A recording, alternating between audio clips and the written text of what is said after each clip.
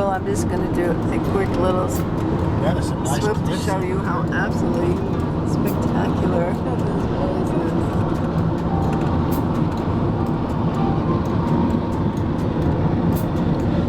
Okay. So we just entered into Utah from Arizona. Through Colorado City. Highway, what was that? 389. And we're heading for a different part of Nevada than we usually travel through to get back to John Day.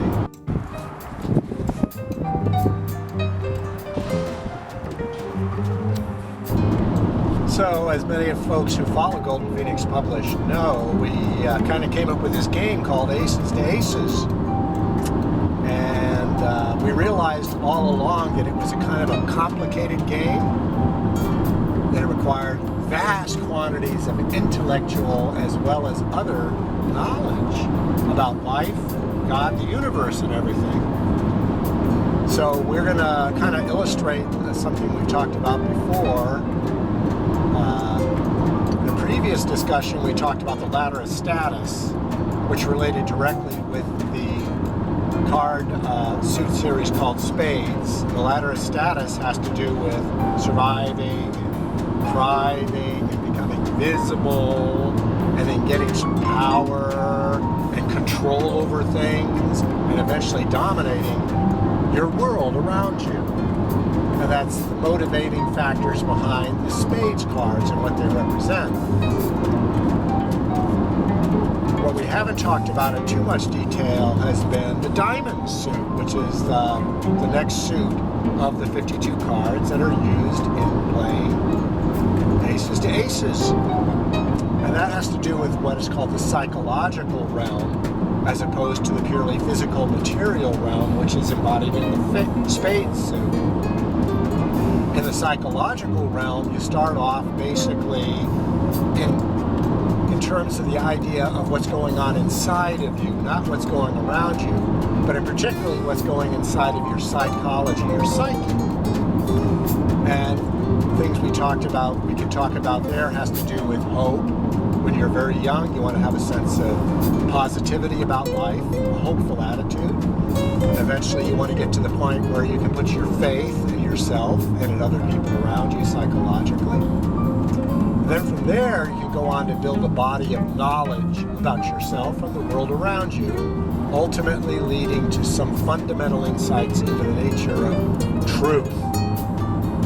Truth being knowledge that's somehow concatenated or constellated together abstractly to show relationships, to illustrate the deeper aspects of the world around you and the world within you.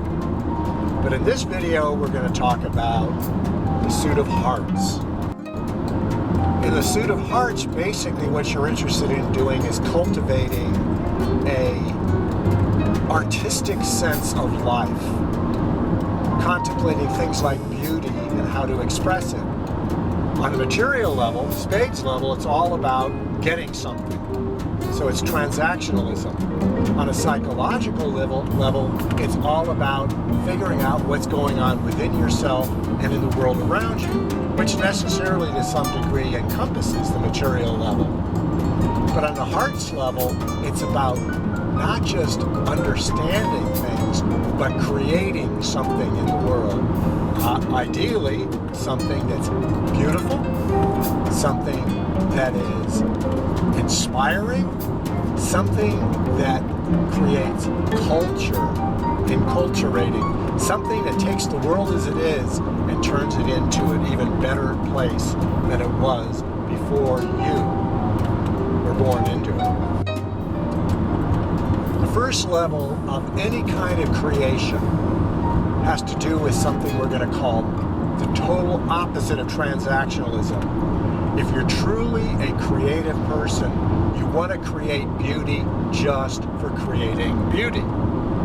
But even beyond that, ultimately, as you will see, the beauty you wish to create in whatever form of art or expression of life that you do non-transactionally, that beauty ultimately is meant to inspire people to love living, great musicians and composers and painters, artists, sculptors, architects, they've all created something that when you listen to it or see it, touch it, feel it, taste it, even if it's food, well done meal, inspires you to say, my God, I am happy that I get to be alive and experience this. So we understand the seed of the creative realm, which is what we're talking about, hearts. The seed of it is aspiration. Something born with you, or something that eventually comes to your mind, heart and mind, that you want to create. So it's very creative. And that first touch of it is what we call aspiration. Something in you longs to create something beautiful. And the first evidence of it is aspiration. Now, the aspiration doesn't even have to be something you cognize. It's just part of your nature that is yet to reveal itself. And in that case, that aspiration is nascent. It isn't evident, and it certainly isn't established, but it's there.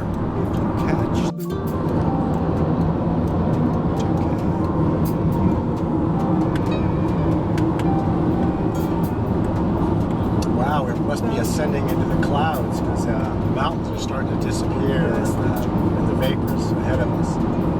All right, so when you get to the final quadrant of the hearts, success is kind of a metric. You can first, as a jack of hearts, you can accomplish something under the best of circumstances, and it stands alone as a piece of music. But who wants to be dependent on circumstances to be successful as a painter, or as a sculptor, or as a musician, or as a healer, or whatever it is, or as an architect? What you want to do is you want to be successful under challenging circumstances. Under challenging circumstances, you will necessarily make mistakes, but even those mistakes will blend in with what you're doing and add texture to the result, whether it's a piece of music or something visual or a movie that you've made or a documentary or a short clip or film for YouTube. The texture, the mistakes are okay because it brings another fractal dimension to the presentation of the work of art. We're entering Hurricane Valley, is what it's called. Let's hope that isn't a hurricane. It's ahead of us.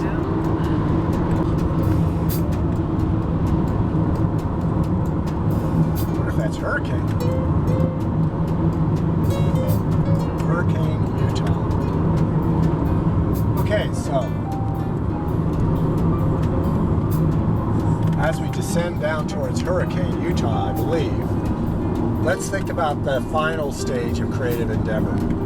And this is one very few will ever accomplish. This is such an ingrained sense of mastery that whatever you do is found inspirational to others. And the experience you have when you do it is, and I've only had very limited experience with this, is you ask yourself one question. Doing this because you're not. Yes. Because something within yourself has now been fully liberated creatively, whether it's on a guitar, the keyboards, and when you're working a piece of stone for a sculpture or in front of an easel. Something's been liberated. You have lined up your entire skill set in such a way that it can be subconsciously accessed, and it will simply execute whatever you're trying to do, and it will provide all the details, and you don't have to control anything, and you will simply just, your body will simply just, you'll hear things, you'll see things, and your body will transcribe it into creative beauty. That stage called mastery is a king of hearts. And what it does is it's the thing that plants germinating seeds in others to accomplish whatever the deep dream of their heart is. Well, we're at the gateway of Mount Zion.